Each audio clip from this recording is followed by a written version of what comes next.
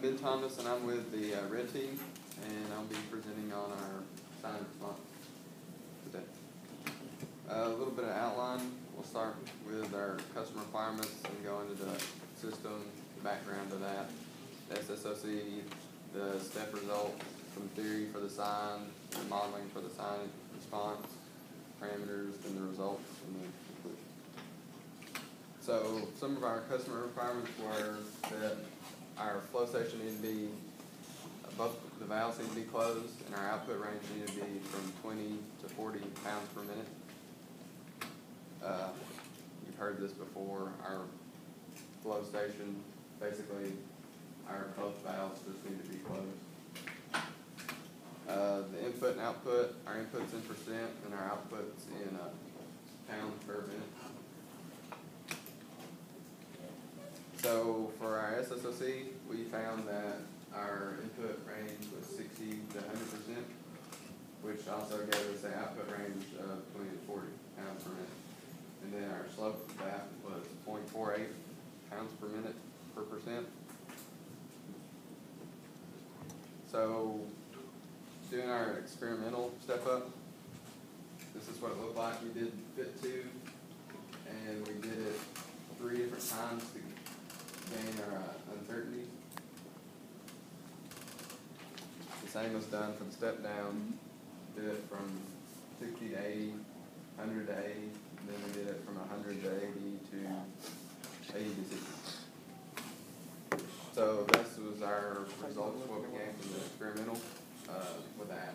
Our gain average was 0.42, dead time was 0.43, and time constant was 0.78.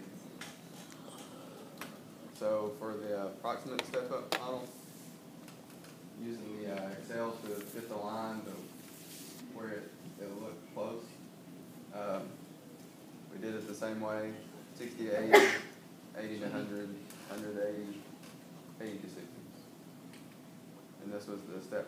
We did the same thing for the step down.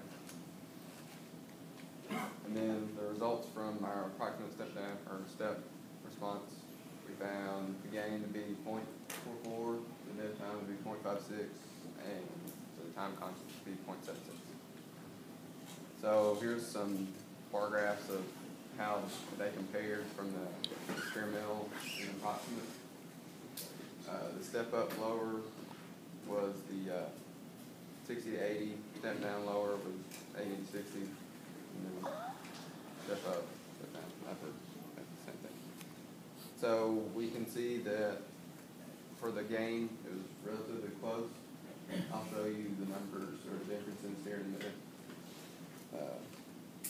Our dead time, it was fairly different from our experimental. Again, I'll show you the differences in a second. Time constant was relatively close. So here was the differences between the two, the experimental and the approximate. Our gain was basically the same. The reason it's 0.01 is rounding difference there. Dead time was our biggest difference with 0.13, and our time constant was relatively the same. So now into some Sine theory, or our Sine response theory. We will need our amplitude ratio, our phase angle to construct our Bode diagrams. But also from that we will get our dead times and time constants. For the third equation, we'll solve for the dead time, and from the fourth equation, we'll solve for our time constant, because all the others are known. So to attain the Sine graphs that we needed, our modeling parameters, we used our baseline and input of 80 Sine or frequencies. I think I did 9 of them. I'll show you in a minute. But for this one, it was 0.06. The amplitude is 20%, and the length to 60, and then bumped out of the close to it. So doing that, we obtained these graphs. For our amplitude ratio, you would need the change in M, which is your input, and then your change in C, which is your output. You do that for each 3 different times to gain your uncertainties. You also need your time between your inputs, and then your time between your input and where the peak of the output is, and that gets your phase angle. So this is the other graph where you make its input versus output. Right here, it's the closer it is together, the closer it is your to being a 0 phase angle. At this point, I think it was -9 degrees, and if it's more of a circle, it's closer to -90 degrees, and if it's bigger than -90, it leans the other way.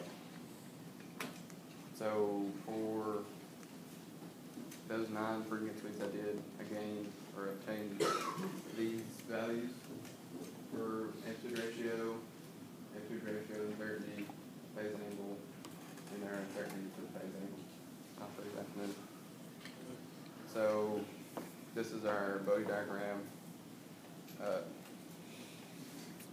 From this, we'll use lines to obtain our parameters. This one's for the phase angle.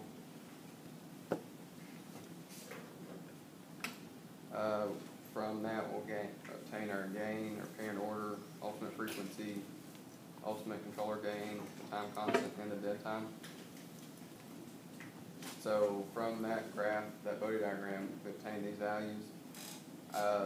Something I calculated wrong, and I can't figure out what I'm doing wrong when I'm calculating my dead time. I'm getting 44 seconds, which is not right. It should be like closer to 0.5. So I got to look into that a little bit more. The approximate Bode diagram, using Excel, plug in your numbers to get the line that closest fits the model. This is right up for the amplitude ratio. Same goes for our phase angle. So comparison of the experimental and approximate. The gain for both of those were the same at 0.51. Time constant was way off. Like I said, it should have been closer to 0.5. Dead time's relatively the same. I'll show you the comparison in a minute. KTU, about the same.